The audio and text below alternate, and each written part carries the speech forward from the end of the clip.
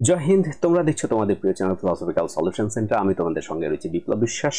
আজকে নিয়ে এসেছি তোমাদের জন্য আরেকটি নতুন ভিডিও। যে ভিডিওতে আজকে আলোচনা করব যে ফোর্থ সেমিস্টারে যে মেজর 7 পেপারটা রয়েছে সেই 7 পেপারটা নিয়ে কি কি কোশ্চেন আসতে পারে বা কি কি কোশ্চেন আসবে।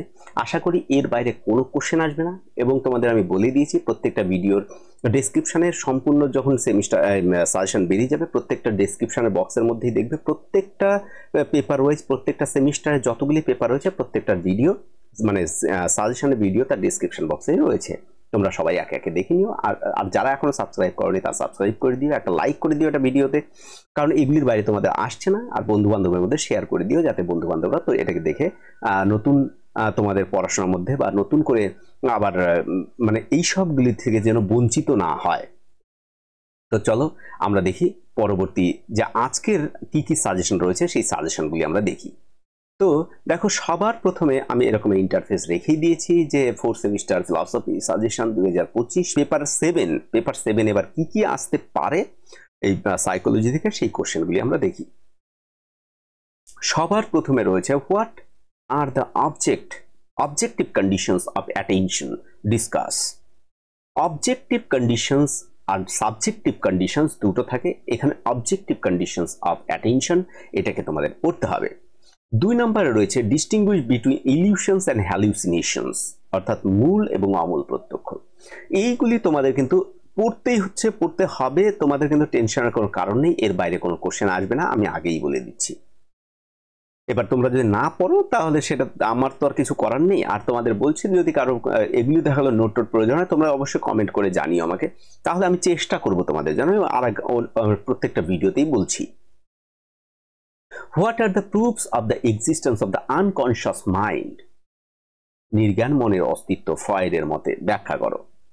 তারপর রয়েছে explain in brief gestalt theory, insight theory যেটাকে বলা হয়। যদি এটা আসে তো আমি বারে বারে বলে দিচ্ছি যে কিভাবে লিখতে হবে। গেস্টাল্ট থিওরি অফ লার্নিং, অর্থাৎ শিক্ষণের গেস্টাল্ট থিওরি রয়েছে, আর একটা প্রত্যক্ষের গেস্টাল্ট থিওরি রয়েছে, সেটাও কিন্তু তোমাদের পড়তে হবে। যদি এখানে না থাকে আমি অবশ্যই লিখে দিচ্ছি, ঠিক আছে। তারপরে রয়েছে দেখো write a note on the nature and scope of psychology, is psychology as a science, সাইকোলজিকে সায়েন্স বলা যায়, তার নেচার, স্কোপ, ডেফিনিশন এগুলি তোমাদের লিখতে হচ্ছে, ঠিক আছে। তো আমাদের কি পড়তে হবে? আমাদের 10 নম্বরের পড়তে হবে 2, আর 5 নম্বরের পড়তে হবে হচ্ছে 6, তা 5 6 30, আর এখানে 20। আমরা এই 50 নম্বরের সাজেশন এখানে দিচ্ছি।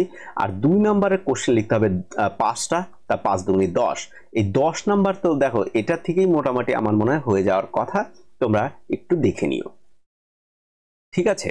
তো চলো সামনে যাই। এই 6 নম্বর কোশ্চেন দেখো আমি রেখেছি discuss in briefs about the factor of good memory, অর্থাৎ ভালো স্মৃতির যে ফ্যাক্টরগুলি, যে শর্তগুলি কি সেটা। তারপর রয়েছে হোয়াট ইজ ইন্ট্রোস্পেকশনস অন্তর্দর্শন, explain it's the subject method of psychology, what is the merit and demerit, তার মানে সুবিধা এবং অসুবিধাগুলি লেখো। এক্সপেরিমেন্টাল মেথড এর সঙ্গে তোমরা একবার দেখে নিতে পারো, এক্সপেরিমেন্টাল একটা মেথড রয়েছে, যদি প্রয়োজন হয় তোমরা সেটা যদি একটু পড়তে চাও সেটা একটু দেখে রেখো। Critically explain Thorndike the trial and error theory of learning, যে ভুল সংশোধন যে মতবাদ সেটাকে। তারপরে রয়েছে দেখো explain the different types of অ্যাটেনশনের বিভিন্ন প্রকারগুলিকে, ঠিক আছে। তারপর রয়েছে gives a descriptions of Binet আর সিমন যে টেস্ট ইন্টেলিজেন্স, অর্থাৎ আইকিউ যে টেস্ট করে না, অর্থাৎ আইকিউ টেস্টের একটা কোশ্চেন আছে সেটা একটা। তারপরে রয়েছে দেখো এই যে এখন এখানে বলে দিয়েছি যদিও, explain the experimental method of psychology, এটা তোমাদের পড়তে হচ্ছে।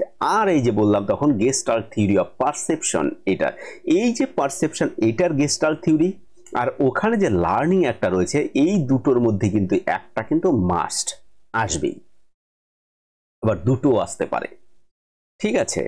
তো এরপরে রয়েছে আর দেখো এখানে what are the cause of the forgetting, আমরা ভুলে যাওয়ার যে কারণগুলি কি। আর ফরগেট এটা কি আমাদের কাছে আশীর্বাদ না অভিশাপ, এরকম একটা কোশ্চেন আসে, তো সেটা একটা।